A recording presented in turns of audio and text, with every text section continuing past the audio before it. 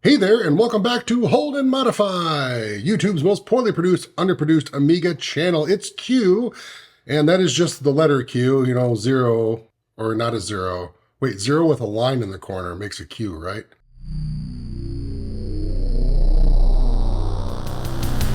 This computer will rule the world.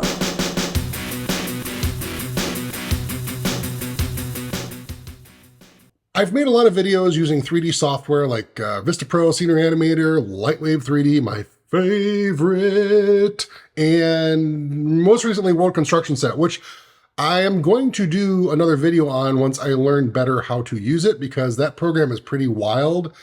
I'm excited about it, really, kind of, actually. I don't know, it's kind of freaking me out. But anyway, for those who don't know me, who don't watch this channel, or this is your first time here, I was in visual effects in Hollywood for like 15, 16 years. I got my start way, way back in the day, right after like the whole Babylon 5 Sequest era kind of ended, and then like the Voyager and other things, and Firefly, Battlestar Galactica era started. That's kind of like where I kind of started my visual effects career. But people often ask me, so what did you use, man? What did you go to school? I was like, no, I didn't go to school. There was no really, back then there really wasn't a lot of schools, or they were hard to get into, or they were expensive to get into.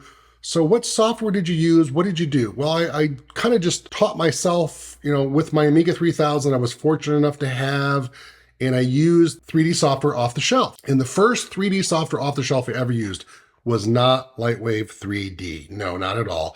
It was actually Imagine 2.0 from Turbo Silver. Now, well, no, I'm sorry, not from Turbo Silver. It was from the company Impulse, and then their first software was Turbo Silver, and then they came out with Imagine 1.0, and then Imagine 2.0, and I think they went all the way up to version 4 before they finally pulled the plug.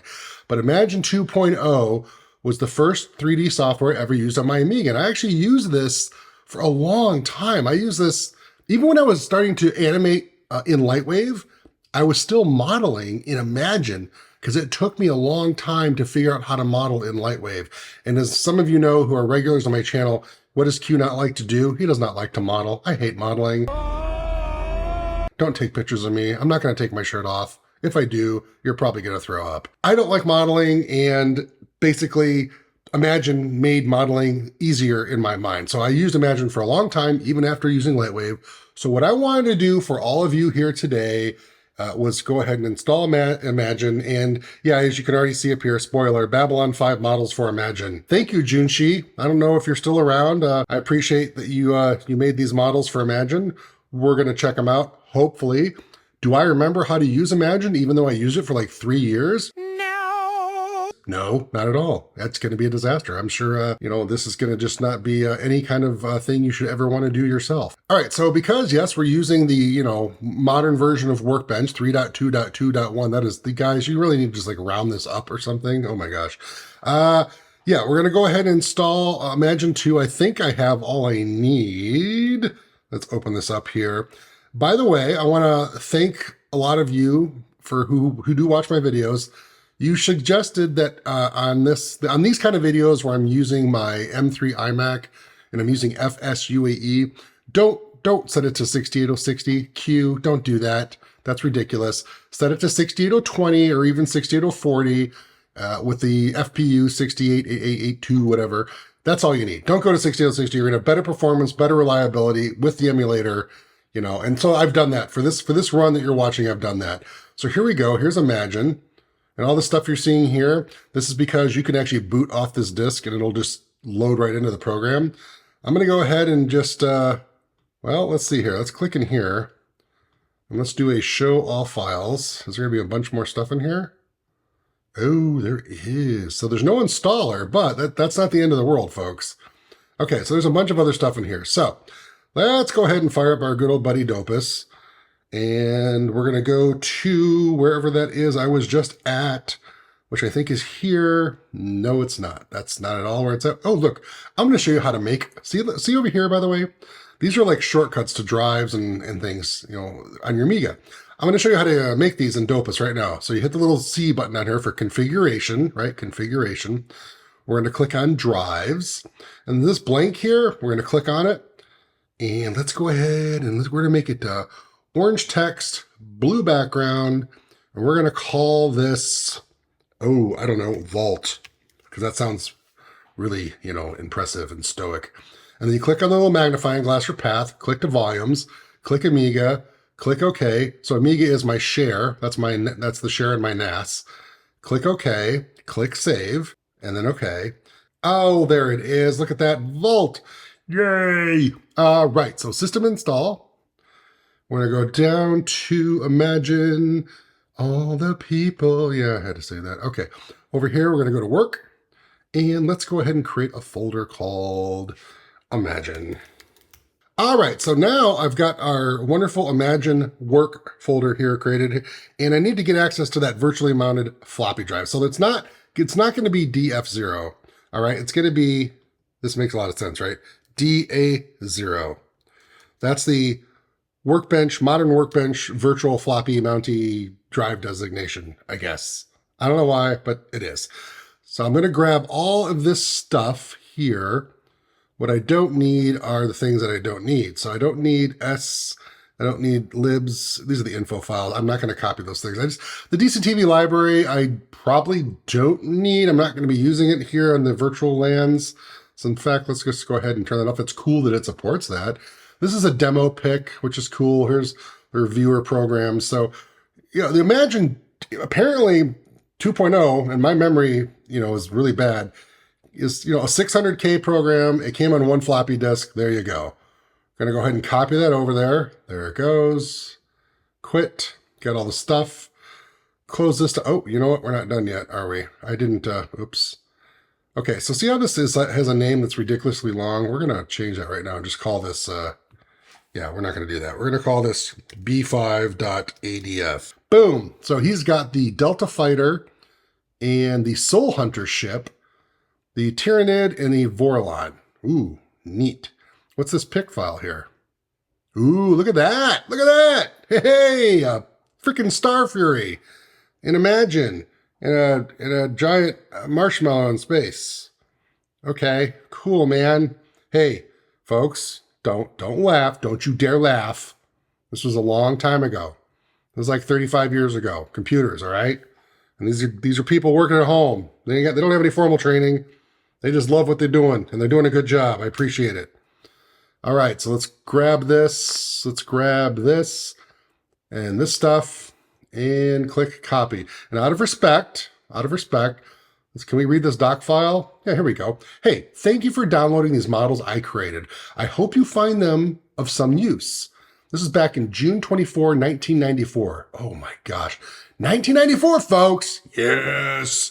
All right, Tyrannid, bonus model. Okay, so it's not a Babby model. Oh, look at that Babby. That's cute. None of the models have any colors or textures attached, but I'll leave that for you to play around with. Thank you. The above craft is taken from my favorite episode so far, Soul Hunter. Martin Sheen was the original Soul Hunter, by the way. Yeah, that Martin Sheen in Babylon 5. I think later on it was played by different people, or there was more Soul Hunters that showed up, but Martin Sheen, ladies and gentlemen, was actually in Babylon 5. The effects in Babby make me weep. Babby. I don't know if I agree with this Babby thing. I'm not sure about that. Maybe the acting will get better. And yeah, there's some interesting spelling errors here, but you know what? 1994, folks. If you decide to use any of the above, all I ask is for a small credit of thanks. Enjoy. Sculpted by Junsi. Well, you know what, Junsi? Thank you. I'm giving you credit right here. Thank you. I hope you're still alive and well and having a great time with life. Appreciate it. Hold and modify. I love everything you're doing. Thank you for putting this up there. All right, so we've got those there. Assuming I can actually load them. I could just, I can say all the things I want to say, but it really doesn't matter if I can't figure out how to load this stuff, right? Let's eject these disks now that we don't need them. There we go, eject. Now, let's go to work. Clean up by name. Oh, we're getting bigger here. Oh, I love using native Amiga resolutions. Like, here we are, high-res interlace, but now I'm starting to run out of space, right? Oh boy, is Q going to have to activate RTG mode to get more space? Let's go ahead and snapshot all. And look, there's World Construction Set. No last video. There's Imagine. Alrighty, Imagine. Go ahead there. We're going to do a snapshot. Again, this just cleans things up. It keeps it neat, right? When you open it up, it just keeps it neat. So we'll fire up Imagine this. You have an incorrect NTSC PAL version of Imagine. That's interesting. Okay, we're back again, and I've rebooted the Amiga, and I've rebooted it into PAL mode. All right, I think maybe Imagine has PAL and NTSC versions, which makes some sense because there is math and timing involved, and they may have just hard-coded NTSC or PAL. So now that we're in PAL Amiga, let's see what happens. There you go, look at that. So we're in PAL Imagine Amiga mode right now, and it's working. I remember this screen. It's a beautiful screen, by the way. I love this. I'm trying to remember how to use this. Okay, so the first thing we need to do is new project. And we're going to go ahead, sorry, I already have my objects there. We're going to go ahead and call this test because, you know, test. So here's how Imagine works, guys and gals. Is a detail editor, a forms editor, a cycle editor, a stage editor, an action editor. Now, I'm doing this from 35-year-old memory. I've not used this program in 35 years. The stage editor is where you set up the parameters for your animation, like how long it's going to be, that kind of stuff. The action editor, I believe, is where you actually do animation, like move the box across the screen left to right. The cycle editor, I have no memory what this is. It might be just for doing, I don't know, it could be doing loops or something maybe. It could, you know, looping an animation might actually be considered a separate thing. The forms editor, I think, might be the modeling area, the modeling focused area. Or the detail editor could be the modeling focused area, or it could be like the texturing area. So let's go ahead and go to let's go to forms. Okay, so forms, this looks like a modeler. Yeah, this is definitely a modeler. Now, one of the things you're gonna notice right away is along the bottom, you see all these little buttons down here. I do remember this. All these buttons down here, you can customize them. And one of the neat little tricks I'm remembering I did back in the day is, see how they say select here? It's S-E-L-E-C-T. Well, once you start using this program, you can change the name of this. You can take select down to S-E-L, which shortens the button. It makes it smaller, what's that mean? You can have more buttons, right? So this is how you would kind of you could eventually like populate this whole bottom bar with all your little buttons. And if you got really, really clever, you could have all of your buttons only use a single letter and you knew exactly what it was. It's kind of like your own little shorthand. So that was kind of a neat feature. But I do remember the stage editor, which I know looks just the same. All these editors look the same. Oh my God. By the way, look how it says stage editor, frame 1. Again, it is animation. And you can see here, now we have this little thing here that wasn't here before. This is probably like the light or the camera. I'm not sure. And let's go to the cycle editor, which again is going to look the same. And now here it says cycle editor, cell 0. I wonder if this is some kind of like onion skin 2D animation tool. Not sure. Oh yeah, look, cell first, last. That's this. Yeah, this might be some kind of maybe 2D style animation editor. The project editor, which is this thing here, the action editor. Okay, so the action editor, this is where, I'm sorry, I was confusing the action editor with the stage editor. So the action editor is kind of like your scene overview. This is where you're setting like the highest frame number, right? So the highest frame number of our animation is going to be 30. So there you go. You can see here, now we've got all these frames here. So you've got the camera, look at these globals, and we don't have any objects yet. So this is where you define like how big the project is. This is an Excel spreadsheet. I don't want to animate with an Excel. Can you see why I switched to LightWave 3D?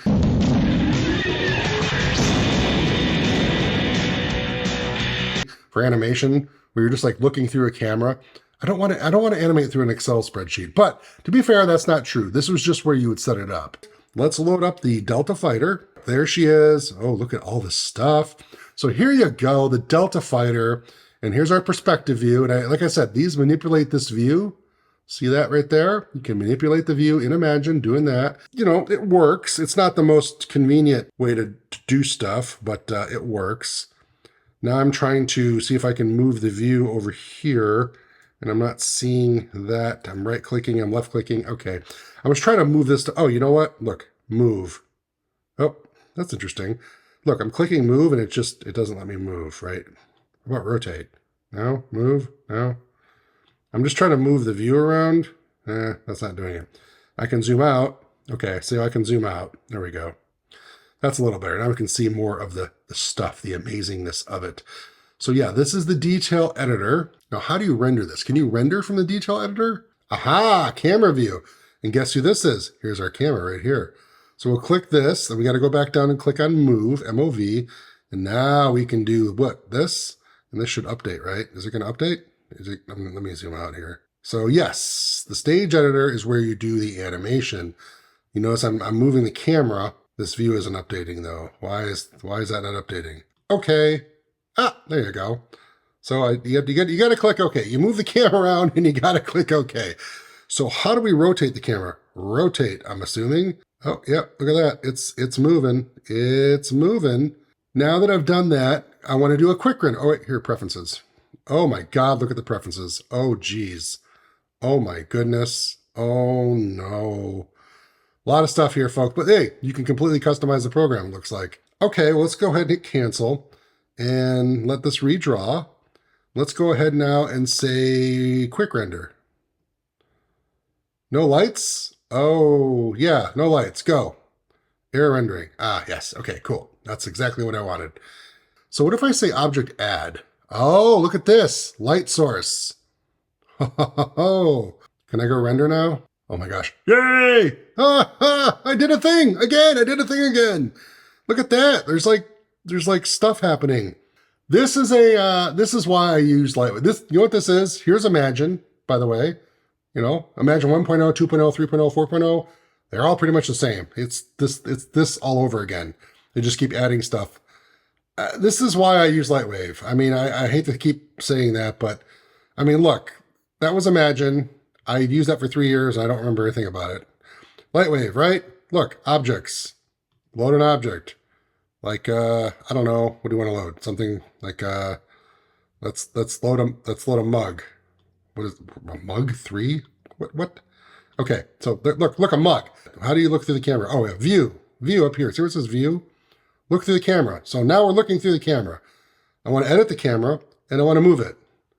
Oh, look at that. I can just move it and I can rotate it. See, this is what I'm talking about. And then I want the camera to be here. So create a keyframe.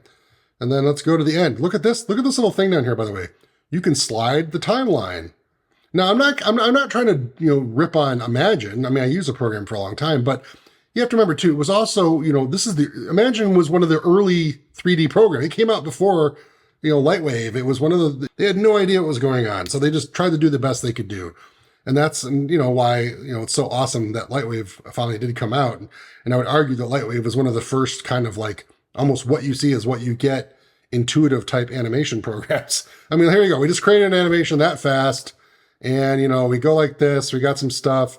D2, because, I'm set the PAL right now, which is fine. And you press the F9 button, the render button, and you get like a render of this, what is this, a mug? There you go. Look at that. It's beautiful. It's a circle. It looks just like the Imagine render I showed you. And now I look like a complete ass. All right.